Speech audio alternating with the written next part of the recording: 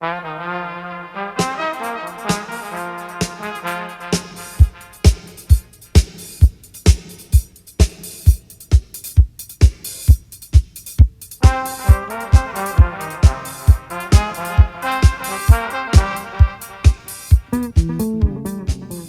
happened. As soon as it was starting in obscure studios, he was there. Arthur said he wanted to make mass market music. He wanted to experiment with that. Kids were dancing, and his quest was, well, what makes them get out on the dance floor? Arthur was beginning to release strange dance records. They seemed almost kind of African, and there were definitely Indian influences in there, but at the same time he clearly also loved disco. I met Arthur at the Loft. The Loft was this place where David Mancuso had this concept of having a non-profit party where he would bring people in, you would pay a donation. There was a giant room which had a giant mirrored ball. There'd be free water, bowls of fruit, a lot of drugs, where there was a sense of feeling safe, white, gay, black gay, Spanish gay, and some hippies. It was a party. It was like a birthday party for kids. He had a mural of spanking our gang, because that had to do with childhood, being at a party and being friends.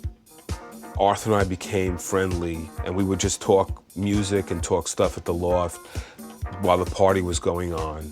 Arthur just said to me, you know, what are you doing now? And I said, yeah, I'm working. I got another job and I'm living, around the.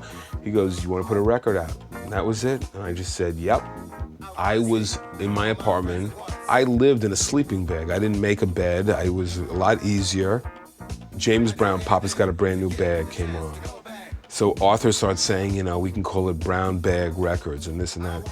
And when he said Brown Bag Records, I said, well, that's interesting. I said, because I'm into a sleeping bag. And Arthur went ballistics. He goes, that's it, Sleeping Bag Records. Like Arthur's thing was, yeah, I got a new bag, man. My bag is sleeping. I'm into a sleeping bag. In the early 80s, I had just come off a couple of #1 records with Chic and with Instant Funk. Got My Mind Made Up was #1. I remember when Arthur found out that Lowell and I were getting together, he was freaked out because he did love James Brown. He really wanted to meet her, and they hit it off in a very strange way.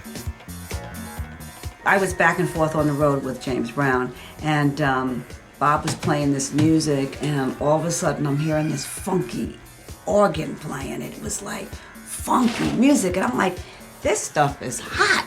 Who is this? He said, oh, this is Arthur. I said, not that little white boy, that strange little white boy. He said, yeah. He had to be the funkiest white boy that I had ever met. So he came in and he told me the line, and he cranked the music up, and he said, okay, let's try it. And I would go, bang-a-bang, bang. He said, I want it crazier. And I'd go, bang-a-bang, bang. And he'd go, crazier. Bang-a-bang, bang, go bang-o. Go bang-a-bang, bang, go bang-in. Bang-a-bang, bang, go bang-o. Go bang, bang, bang, go bang-in. Bang-a-bang, bang, go bang-o. Go bang, bang, bang, go bang-in.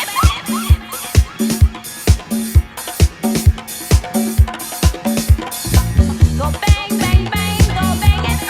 Bang-a-bang, bang, go bang-o. Go bang, bang, bang, go bang-in. Bang-a-bang, bang, go bang-o. I wanna see all my friends at once. Go bang, bang, bang, go bang-in. Bang-a-bang, bang, go bang-o. It was probably 2 o'clock in the morning. Francois had just finished a ref on the mix of Go Bang.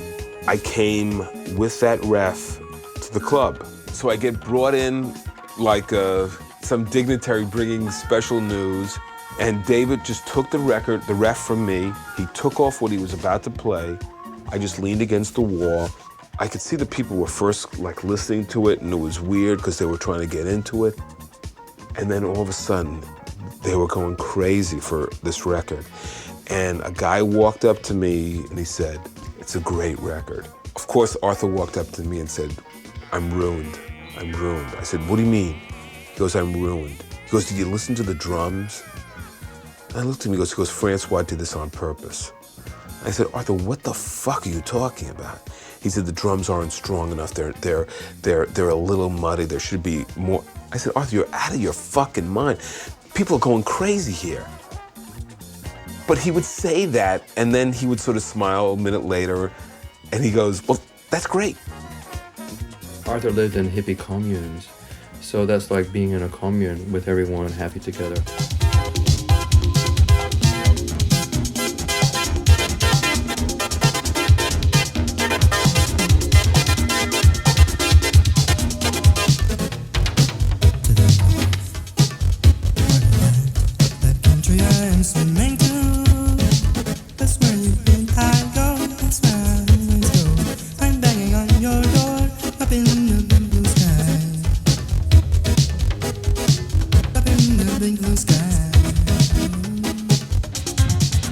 But he had these personae.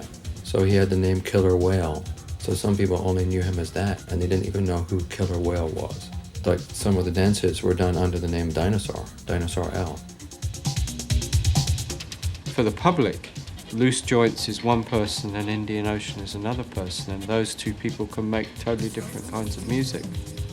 Arthur was a person who had all these different pseudonyms. In one sense, it's a kind of withdrawal from that celebrity process. But I think also it can be a way of saying, well, every project expresses something slightly different about me as a character. It accepts the kind of fragmentation of the person. Arthur, in a way, was not tied to any of these styles. Arthur was tied to Arthur.